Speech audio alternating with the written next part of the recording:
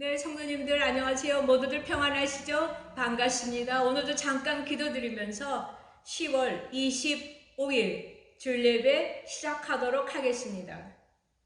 나의 힘이 되신 여호와여, 내가 주를 사랑하나이다.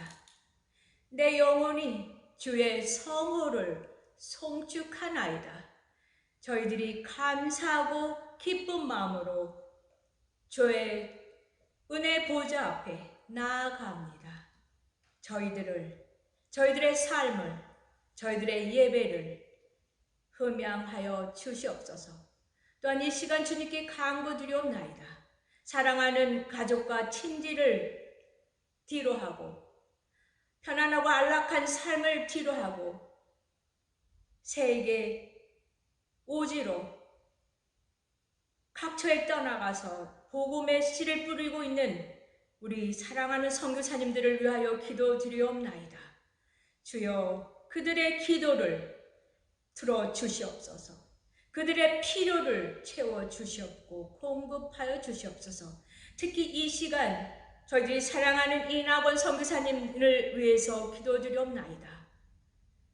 그 가난을 긍휼히 여기며 복음의 씨앗을 가지고 복음을 들고 케냐의 젊은이들을 가르치기 위해서 기술학교를 세우고자 기도하며 애쓰고 있는 선교사님, 그 마음을 기뻐 흠양하시고 사람들, 특히 동역자들 붙여주시옵고 지혜로 인도하여 주시옵고 공급하여 주셔서 미래의 귀한 믿음의 지도자들이 그 이낙원 선교사님들의 제자 사역을 훈련을 통해서 나올 수 있는 귀한 역사가 일어나도록 축복하시고 인도하여 주시옵소서.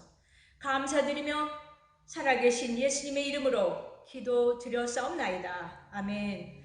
우리 처음으로 드릴 찬양은 찬송가 82장입니다. 찬송가 82장. 나의 기쁨, 나의 소망 되시며. 함께 찬양 드리겠습니다.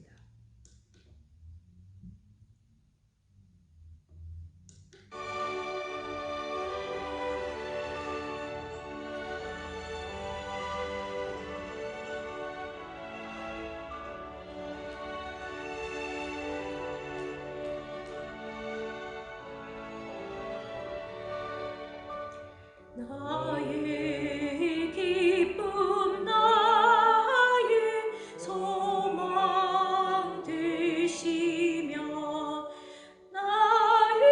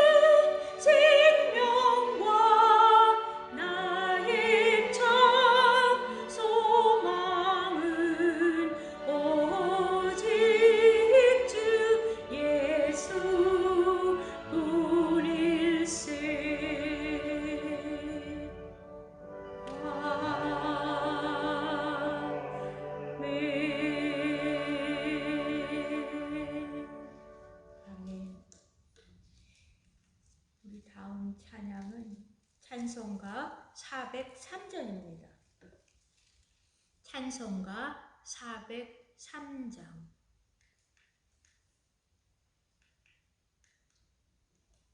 나 위하여 십자가에. 함께 찬양 드리겠습니다.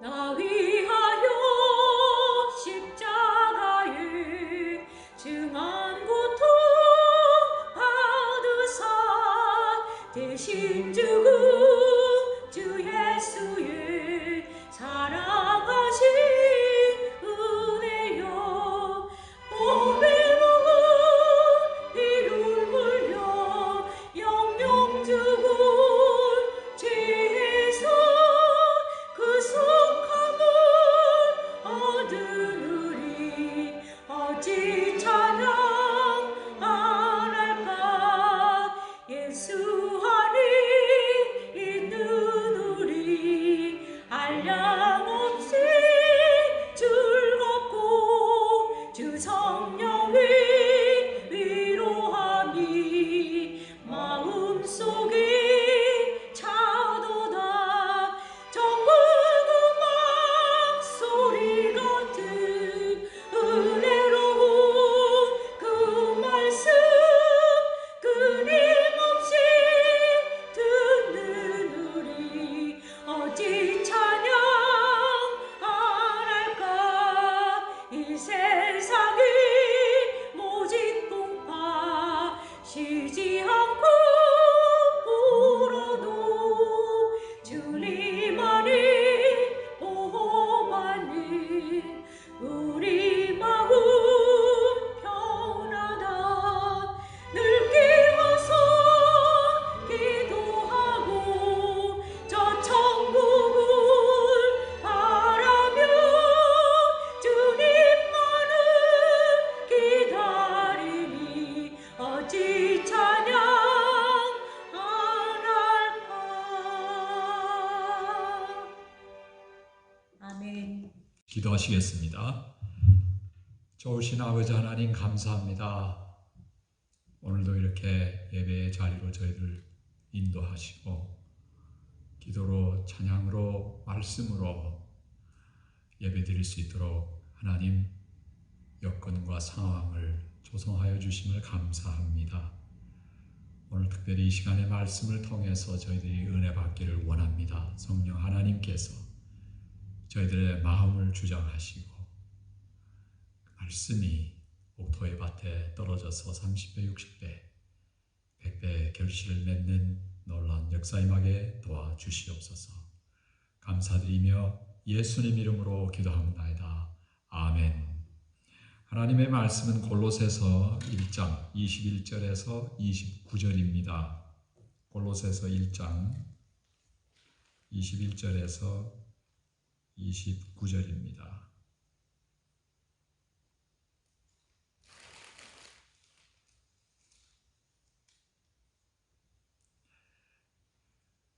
제가 읽겠습니다. 전에 악한 행실로 멀리 떠나 마음으로 원수가 되었던 너희를 이제는 그의 육체의 죽음으로 말미암아 화목하게 하사 너희를 거룩하고 흠없고 책망할 자 없는 것으로 그 앞에 세우고자 하셨으니 만일 너희가 믿음에 거하고 터에 굳게 서서 너희 들은 바 복음의 소망에서 흔들리지 아니하면 그리하리라. 이 복음은 천하 만민에게 전파된 바요 나 바울은 이 복음의 일꾼이 되었노라.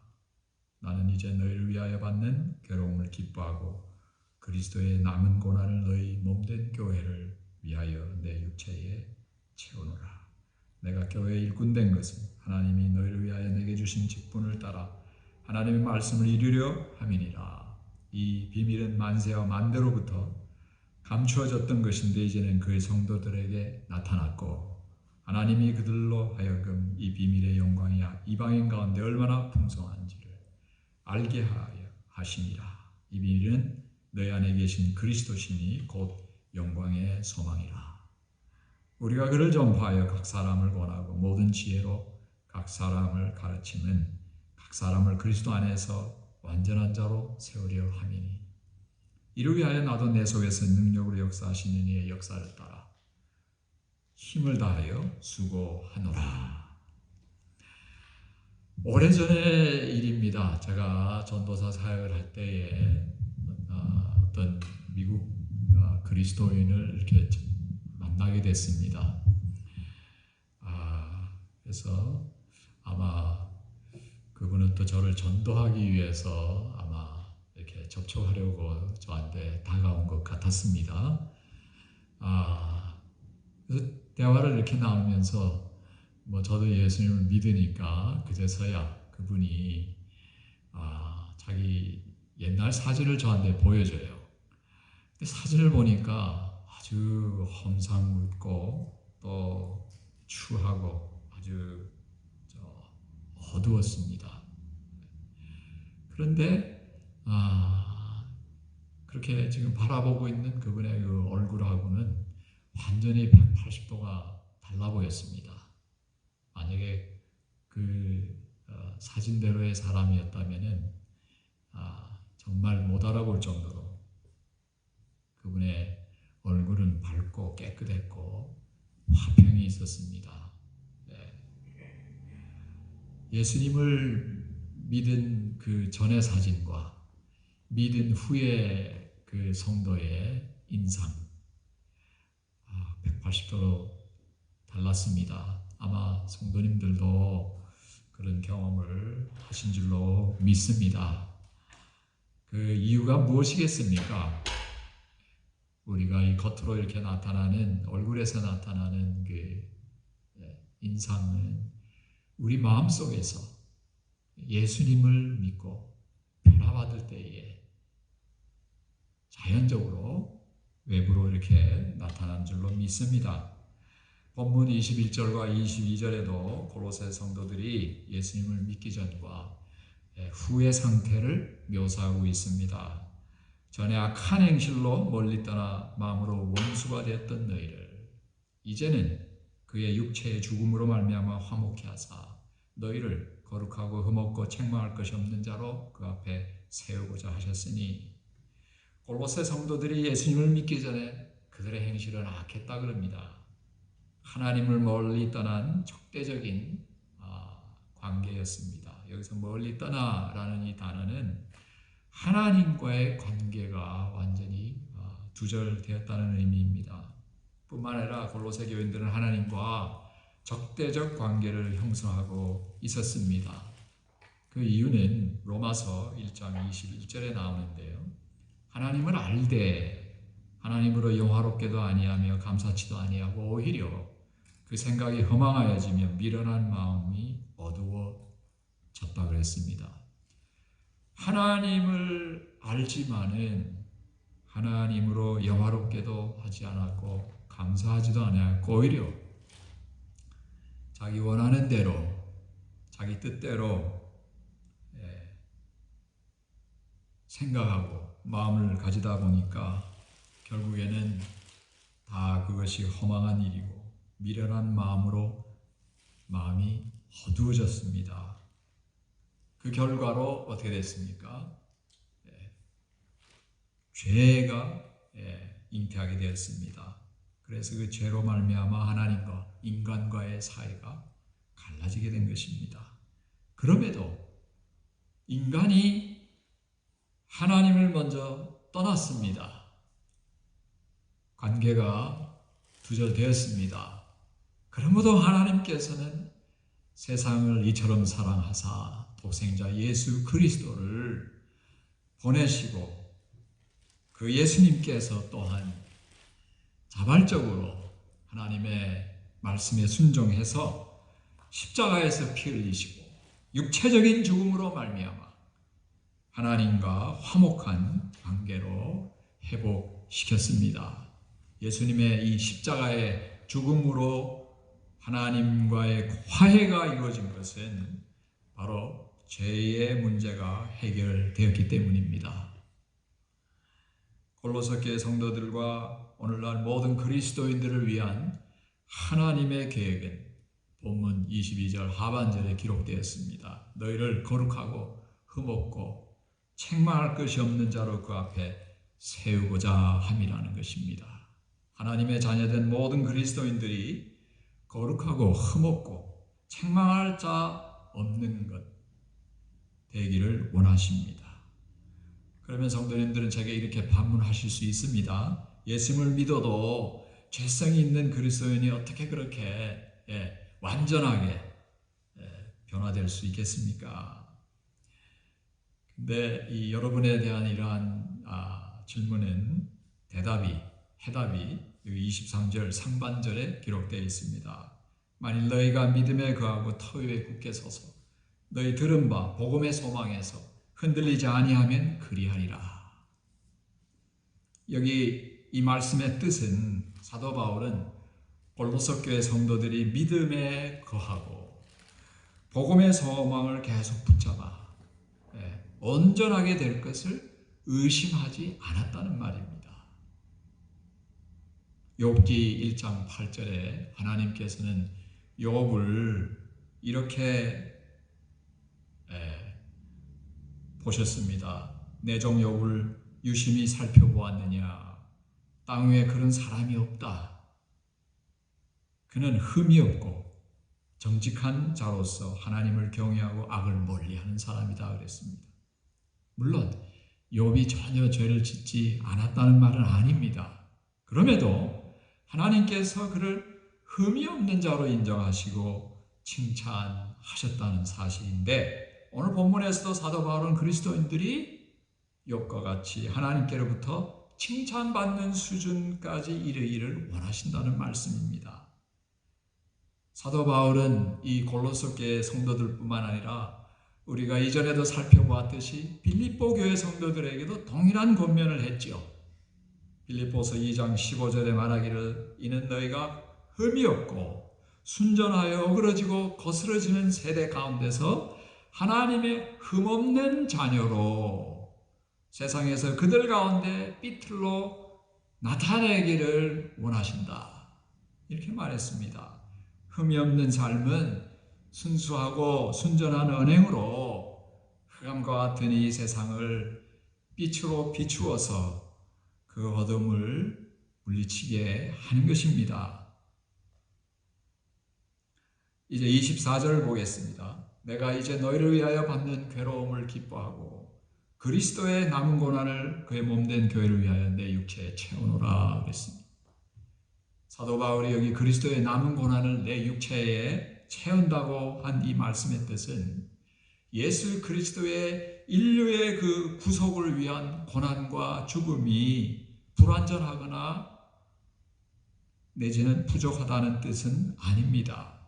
진정으로 예수 그리스도께서 이 세상에 오셔서 33년 정도 사시면서 많은 고난을 받으셨고 종래에는 십자가에서 못 박혀 죽으시면서 모든 물과 피를 흘리시고 그 고통과 그 죽음은 세상 모든 사람들을 구원하는 데에 충분했습니다. 따라서 구원을 확실하게 하기 위한 우리의 어떤 언행이나 좋은 언행이나 행실이나 선행이나 어떠한 조치도 필요 없는 것입니다.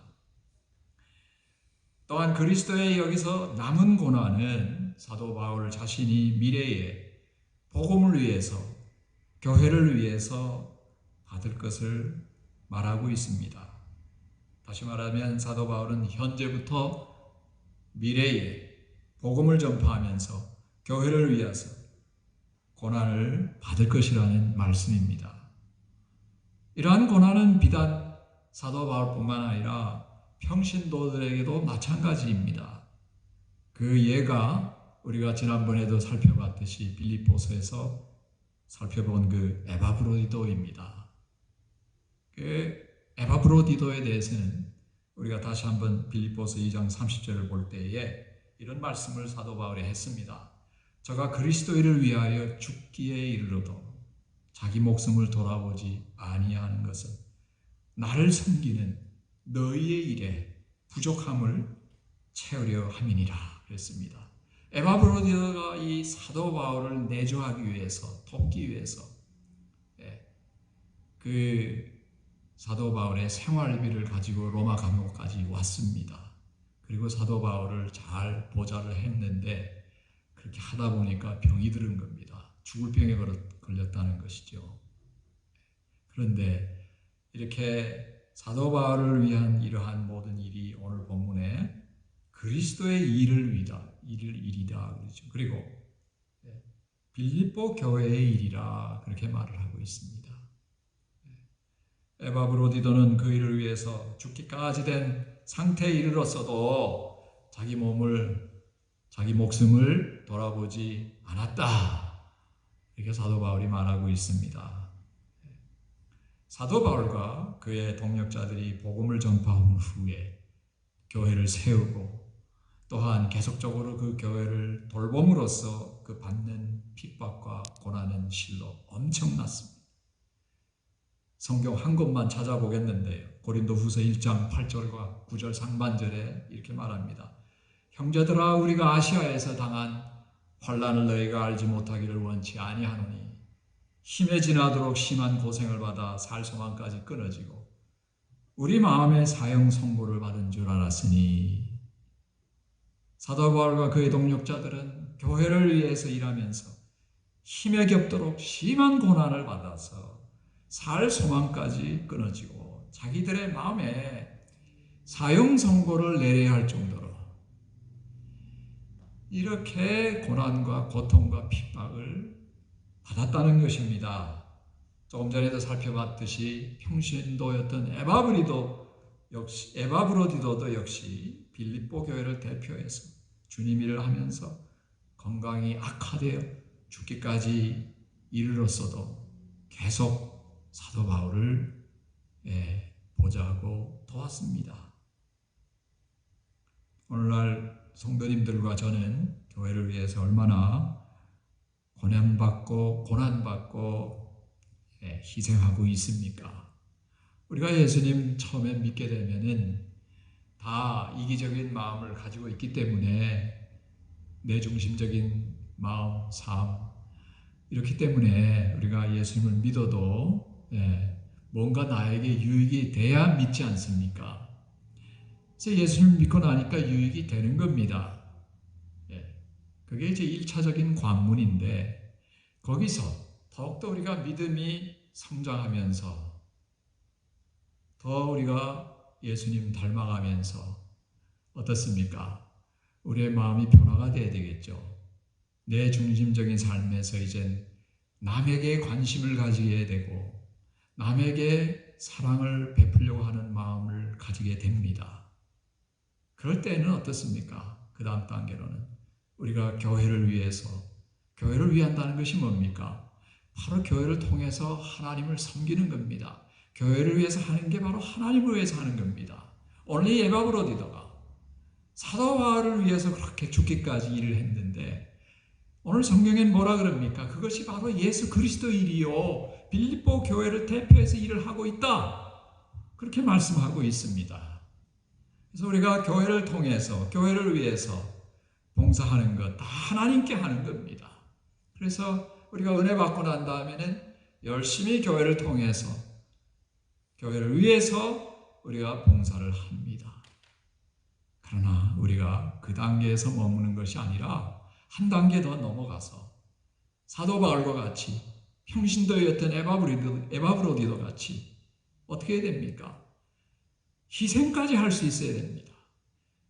교회가 세워지기 위해서는 나 하나는 희생할 각오를 해야 된다는 말씀이지요. 이제 25절에서 27절을 보겠습니다. 25절에서 하나님은 사도 바울을 택하신 그 목적은 하나님의 말씀을 선포하면서 그 말씀을 이루려고 하기 위함이었다 말씀하고 있습니다. 특별히 하나님께서는 사도 바울에게 이 비밀 하나를 알게 하셨습니다. 그 비밀의 말씀이 무엇인지를 본문 26절과 27절에서 말하고 있는데 먼저 26절을 보겠습니다. 이 비밀은 만세와 만대로부터 오므로 감추었던 것인데 이제는 그의 성도들에게 나타났다는 말씀입니다. 여기서 말하는 이 비밀은 하나님의 계획을 말하고 있습니다. 그 비밀이 만세와 만대로부터 om으로 감추었다. 이 말씀의 의미는 하나님의 계획이 이전에 아무에게도 구약 시대의 그 어느 누구에게도 알려지지 않았다는 말씀입니다. 그 비밀이 감추어졌던 원인은 하나님께서 하나님의 때에 밝히기를 원하셨던 것입니다. 그 비밀이 무엇인지를 오늘 본문 27절에서 밝히고 있습니다. 하나님이 그들로 하여금 이 비밀의 영광이 이방인 가운데 어떻게 풍성한 것을 알게 하려 하심이라. 이 비밀은 너희 안에 계신 그리스도시니 곧 영광의 소망이니라. 이 비밀은 바로 이방인들 속에 그리스도가 거하신다는 진리의 말씀입니다. 이 비밀은 이미 사도 바울같이 유대 그리스도인들에게 먼저 성취되었지만 이방인들에게까지도 적용되리라고는 미처 알지 못했던 것입니다. 그래서 사도 바울은 그 비밀을 골로새 교회 성도들에게 알려주면서 그들 속에 예수 그리스도께서 거하신다는 것이 얼마나 큰 영광이요 복인지를 깨닫게 해준 것입니다. 오늘날 구원받은 모든 그리스도인들 속에도 성도님 속에도 제 속에도 바로 예수 그리스도께서 거하고 계십니다. 즉 이 말씀은 우리가 예수 그리스도를 가졌다는 말씀이고 그 말씀은 바로 우리가 하나님을 가졌다는 말씀입니다. 이것만큼 더 큰 영광이 어디 있겠고 이것만큼 더 큰 복이 어디 있겠습니까? 그래서 사도 바울은 그것을 영광의 소망이다 이렇게 일컬었습니다. 소망은 미래를 가리킵니다. 물론 이 땅에서도 모든 그리스도인들은 하나님의 나라에 속해 있습니다. 하지만 이 세상의 삶은 금생은 그저 안개와 같이 너무나 짧습니다. 그래서 천국에서 영원히 사는 것과는 비교가 되지 않는 것입니다. 그러므로 궁극적으로 여기 본문에서 영광의 소망이 가리키는 것은 천국에서 하나님과 함께 영광된 삶을 영원히 누린다는 것을 말하고 있습니다. 이 비밀은 우리 마음에 심한 큰 벅찬 감동과 감화를 줍니다. 왜냐하면 우리의 진정한 삶은 금생에서 연연하는 것이 아니고 항상 천국의 가치관에 의해서 천국을 바라보는 삶을 추구해야 됨을 깨닫게 해주기 때문입니다. 사도 바울은 이 비밀을 알게 된 후에 자신에게 맡겨진 그 소명을 28절에서 말씀하고 있습니다. 우리가 그를 전파하여 각 사람을 권하고 모든 지혜로 각 사람을 가르치면 각 사람을 그리스도 안에서 완전한 자로 세우려 함이니. 사도 바울의 말씀을 통해서 제자도에 말씀하고 있습니다. 한 사람 한 사람에게 관심을 가지고 자신의 모든 지혜를 써서 예수님의 말씀을 전파하고 가르쳐서 각 사람에게 그리스도 안에서 완전한 자로 세우려고 힘썼다는 것입니다. 이 말씀에서 그리스도 안에서 완전한 자, 이 뜻은 무엇입니까?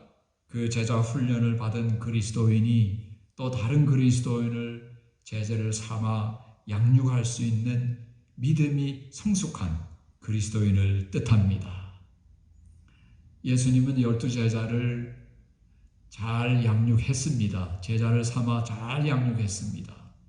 그래서 그 12제자가 온 세상을 다니면서 세상을 뒤집어 놨습니다. 목숨도 아끼지 않고 바칠 정도로 주님을 향한 그 믿음과 사랑과 헌신된 제자로 양육을 하셨습니다.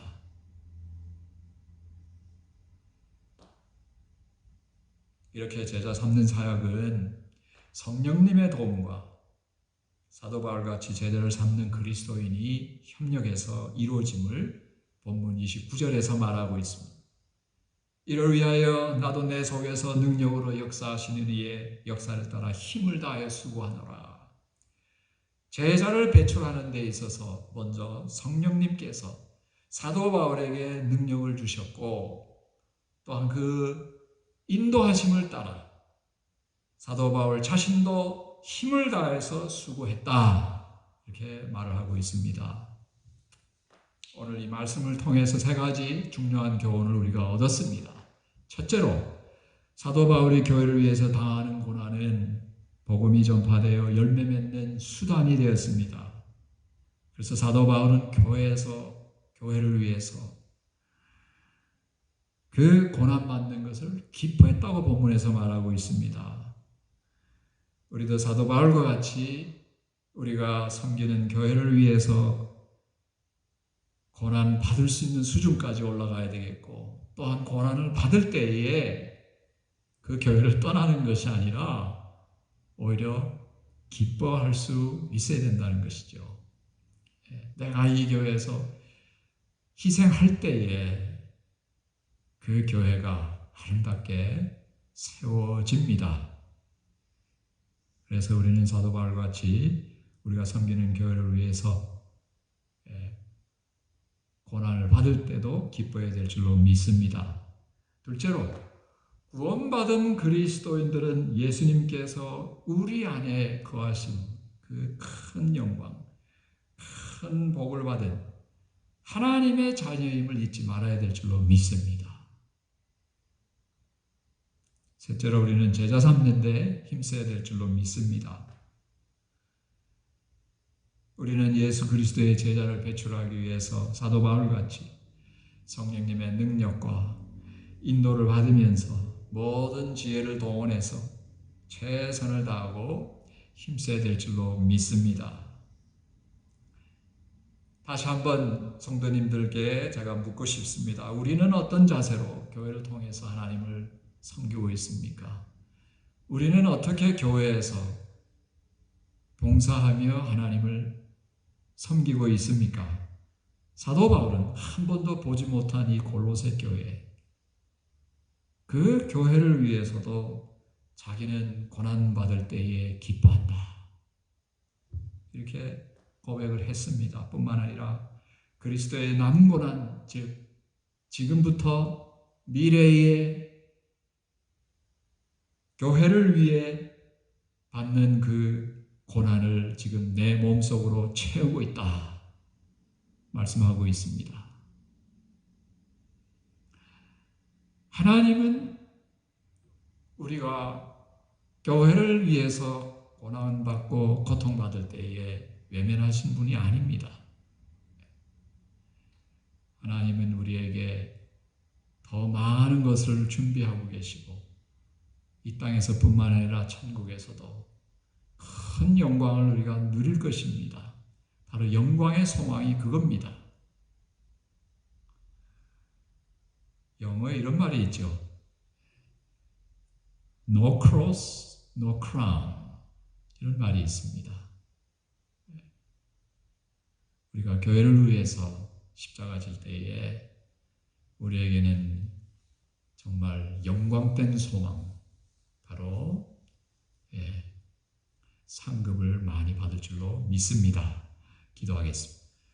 아버지 하나님, 감사합니다. 오늘도 말씀을 통해서 특별히 우리가 교회를 위해서 어떻게 믿음 생활을 해야 될지, 교회를 통해서 하나님께 어떻게 영광을 돌려야 될지 아버지 하나님 가르쳐 주심을 감사합니다.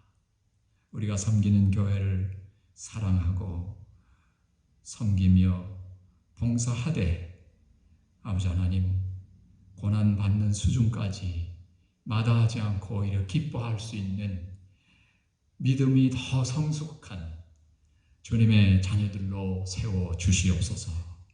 감사드리며 예수님 이름으로 기도합나이다. 이제는 우리 주 예수 그리스도의 은혜와 아버지 하나님의 극진하신 사랑과 성령님의 감동하심이 오늘 하나님 앞에 예배를 드린 모든 권속들 위에 이제부터 영원토록 함께 계실지어다. 아멘.